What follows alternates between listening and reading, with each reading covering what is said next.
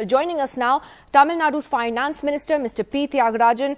Thank you so much for joining us today, Mr. Thiagarajan. To ask you first about the governor, a very strongly worded letter has gone from the DMK to the president demanding the governor's removal. Amongst other things, you have accused him of obstructing a democratically elected government and instigating communal hatred. Can you explain how? First, Nidhi, I'd like to make a slight distinction here. I think you cannot interchange DMK and government of Tamil Nadu in your statements. Unlike certain people like the BJP, we understand the constitutional separation between an elected government and its role on the one hand, and a political party on the other. Even if that party happens to be running the administration because of a majority in the legislature or the parliament, it still needs to separate what is the government's view from what is the party's view. So I want to make that distinction because it's crucial to a couple of points. As far as the reservations are concerned, it is the government's view of the government of Tamil Nadu that these are in violation of various aspects of previous Supreme Court judgments and our notion of social justice and so forth. And this is an official communication from the government of Tamil Nadu to the government, to the appropriate authorities. And it will be a government appeal rather than an individual appeal if the review petition is filed. As far as the governor is concerned, it is from not just the DMK party and its MPs, but also all the coalition partners who have made a point and a representation to the president that the functioning of the administration has been thwarted or interrupted or interfered with by the governor. Now, I want to make that distinction again because in the Tamil Nadu Legislative Assembly in the past, there had been debates where the governor was excoriated and kind of, spoken about in less than decorous terms. And so what had happened was that in the previous DMK administered government, தலைவர் Kalaignar had moved a motion in the House that when sitting in government, we shall not have any derogatory discussions, and the House shall always respect the office of the governor.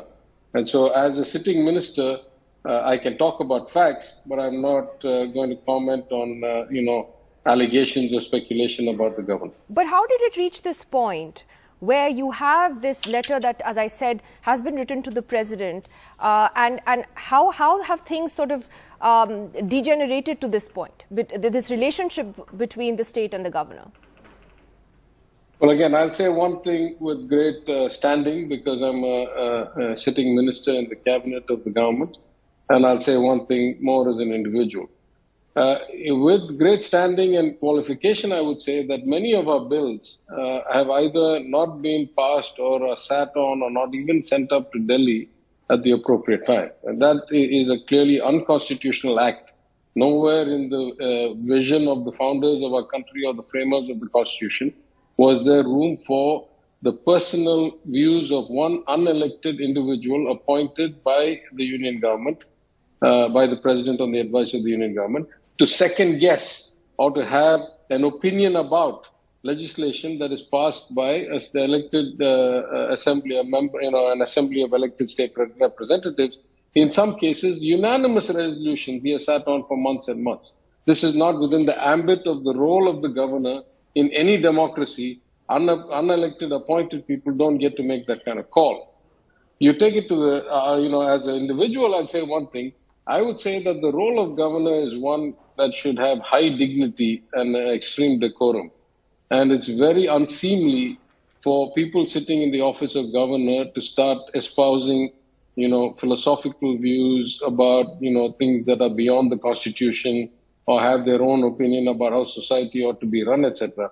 Those are things you can do as a, street level politician. Those are not things you're supposed to do sitting as the governor of one of the largest and most industrious states with the second largest economy in the country. It's completely unbecoming for that role. But when you say that he has instigated communal hatred, are there specific examples of that? No, as I say, I'm not going, as a sitting minister, I don't want to get into castigating the governor of the state. I'm not going to get into details. I've told you, practically our bills are not getting cleared. I can give you a list.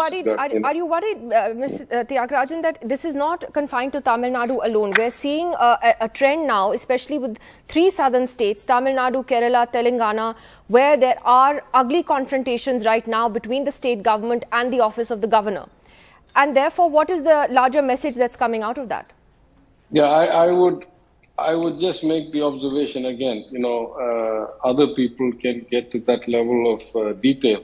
I would just make the observation that it is worth noting that these are all states where A, the government is not of the BJP, and B, where the BJP has very little electoral presence, if any, right? Hardly in Tamil Nadu and Kerala, in the few single-digit percentages of votes or single-digit representatives, or Andhra for that matter, or Telangana for that matter.